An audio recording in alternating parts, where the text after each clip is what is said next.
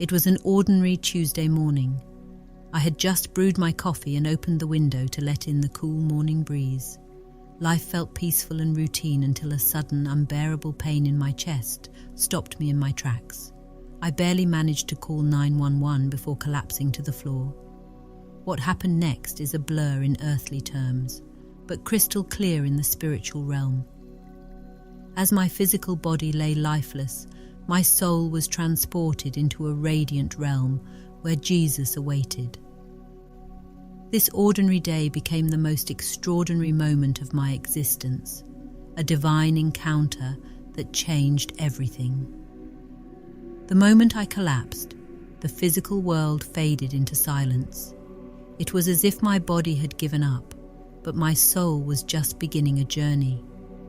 I felt myself leaving my body, floating upwards in a state of serene detachment. There was no fear, no pain, only peace. Looking down, I could see paramedics rushing to revive me, their voices muffled as if coming from a great distance. I was surrounded by a strange yet comforting light.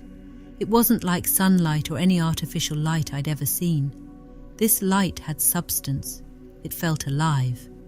It pulled me gently, guiding me toward what appeared to be a tunnel. As I entered, I felt a rush of love so overwhelming that tears, though I had no physical body, seemed to flow. This tunnel wasn't dark or confining. It was expansive and filled with shimmering colors I couldn't have imagined. Along the way, memories began to surface, not as fleeting thoughts, but as vivid living moments. I relived my childhood joys, the laughter of my children, and even the mundane moments that suddenly felt profound. It was as if my entire life played out before me in perfect clarity, each moment connected to a larger purpose I hadn't understood before. As I moved further into the tunnel, the light grew brighter and warmer, enveloping me in an embrace that felt like home. This wasn't a place of judgment, but of understanding. I felt no condemnation, only a deep sense of love and belonging. It was as though I had returned to a place I had always known but forgotten. Suddenly, I became aware of presences around me. They weren't people in the traditional sense, but beings of light, each radiating a unique energy of love and compassion. They didn't speak in words, but communicated directly to my soul, conveying messages of encouragement and peace. One of them, I instinctively knew, was my grandmother. She smiled at me with such warmth that all my earthly worries melted away.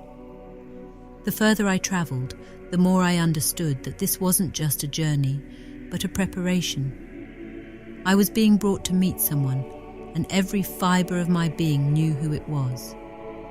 The tunnel opened into a vast expanse of light, more radiant and alive than anything I had ever experienced.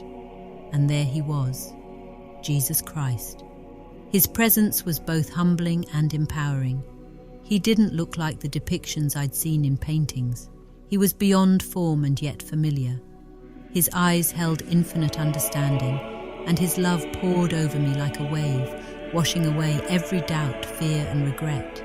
He spoke without words, and yet I understood him perfectly. "Linda," he communicated, "what you are about to see is a message for my children. It is your mission to share it." In that moment, I realized my journey wasn't just about experiencing the divine, but about returning with a purpose. What lay ahead would change my understanding of the world forever. After the tunnel of light, I emerged into what I can only describe as the divine realm. It was a place unlike anything on earth. There were no walls, no sky, just an infinite expanse of radiance and life. The air itself seemed to hum with energy, and every particle of light carried a symphony of love. This was not just a place, it was a state of being. As I took in the beauty around me, I realized that this realm was alive. Colors I had never seen before danced in harmony, and music, if it could even be called that, filled the air. It wasn't sound as we know it, but a vibration that resonated deep within my soul. Each note seemed to tell a story, a universal truth that connected everything. In this realm, I felt completely known and accepted. Every flaw, every mistake, every triumph of my life was laid bare, yet I felt no shame. Instead, there was a profound understanding that every part of my journey had a purpose, even the parts I had coup. I soon became aware of beings of light moving toward me. They were not like angels depicted in art, but radiant, sentient entities whose very essence was love. One of them stepped forward, and I immediately recognized her as my mother. She had passed away years ago, but here she was, vibrant and alive, her presence overflowing with joy. She didn't need to speak. Her love enveloped me like a warm embrace. Others appeared, family members, friends, and even people I hadn't known well in life, but had impacted in small, meaningful ways. Each presence brought a message of connection, a reminder of how intertwined our lives are. The most profound moment came when I saw Jesus. His presence was overwhelming in its beauty and power. He was both the humble carpenter and the King of Kings, his glory impossible to describe in earthly terms. His love was a tangible force, filling every corner of my being. As he looked at me, I felt a flood of understanding of who I was, why I had lived, and why I was here now. "Linda," he said without words, "you have been chosen to see what must be shared." His voice resonated not in my ears, but in my soul, each word imbued with purpose and urgency. The realm itself seemed to shift as he prepared to show me the vision that would become my mission. The radiant light dimmed slightly, and a new scene began to unfold. It was here, in this divine realm, that Jesus began to reveal the truth about the mark of the beast. As I stood in the radiance of the divine realm, I suddenly became aware of a figure approaching. The light surrounding him was unlike anything I had ever seen, alive, pulsating, and full of infinite love. It wasn't just light, it was his essence. This was Jesus Christ. His presence was both awe-inspiring and comforting, like encountering the deepest love and the highest authority all at once. He didn't speak in words, yet I understood everything he communicated. His eyes, filled with infinite compassion, seemed to look directly into my soul, seeing everything I had ever done, thought, or felt. Despite knowing my flaws and failures, his gaze was filled with acceptance. There was no condemnation, only a love so profound it made me feel whole, complete, and unconditionally valued. Jesus appeared both human and divine. One moment, he was the humble carpenter of Nazareth, with a kind, approachable demeanor. The next, he radiated the majesty of the King of Kings, his light brighter than 1,000 suns. Both aspects of him were equally real and true, and I knew my earthly understanding could only grasp a fragment of his infinite nature.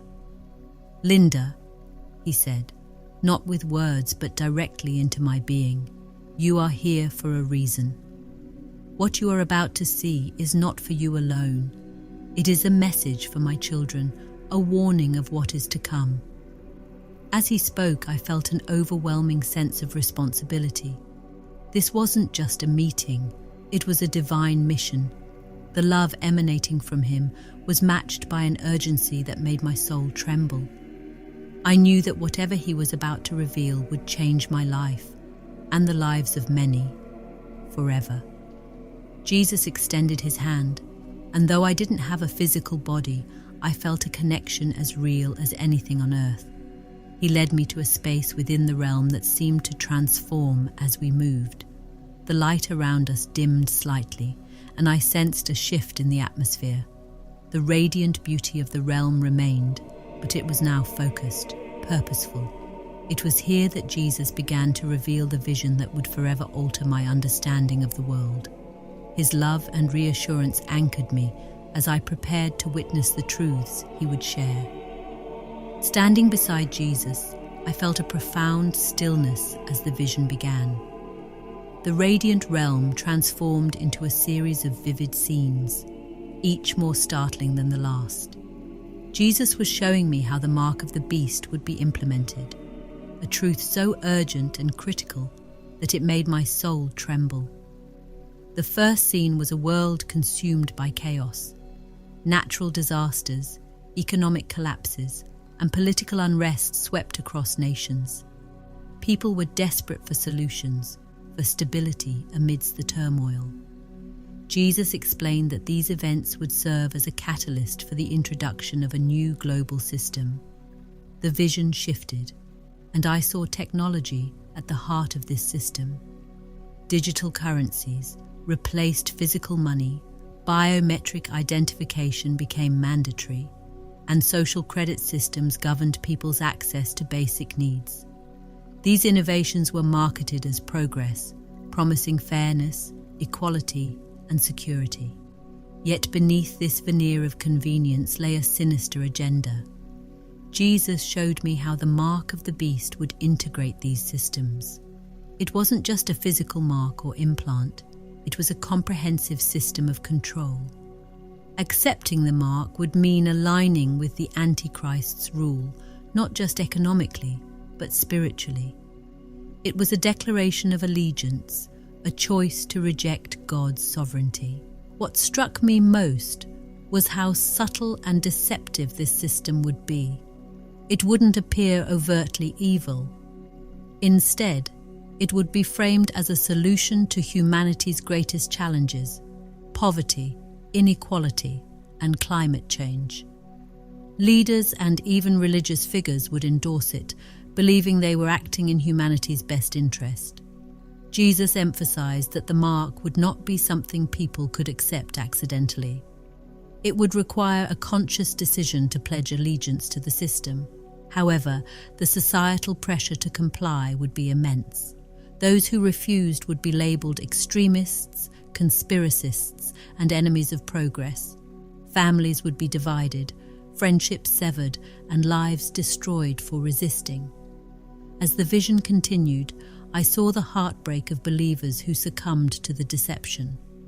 They had prepared physically for challenging times, but failed to build the spiritual discernment needed to recognize the true nature of the mark. Their fear of rejection, hunger, and suffering led them to make a choice that cost them their souls. Jesus turned to me with a look of both sorrow and hope. "Linda," he said, "this is why you must share this message. My children must prepare, not just physically, but spiritually. They must remain steadfast in their faith and trust in me." The vision shifted to a focus on technology, revealing how it would play a pivotal role in implementing the mark of the beast. Jesus showed me a world where technology wasn't just a tool, but a master, a system designed to infiltrate every aspect of human life. I saw the rise of digital currencies, where every transaction was monitored and controlled. People no longer used cash or even traditional bank accounts. Instead, their financial lives were tied to a centralized digital system. At first, it seemed like progress, convenient, secure, and efficient. But the control it granted to the governing powers was absolute. Biometric identification was the next layer. Fingerprints, facial recognition, and even DNA data were required to access healthcare, employment, and education. These measures were presented as necessary for security and public safety. However, they stripped individuals of privacy and autonomy, creating a society where every move was tracked. Social credit systems became the final piece of the puzzle. People were scored based on their behavior, beliefs, and compliance with the system. A high score granted privileges, while a low score led to exclusion. Refusing to participate wasn't just inconvenient, it made life nearly impossible.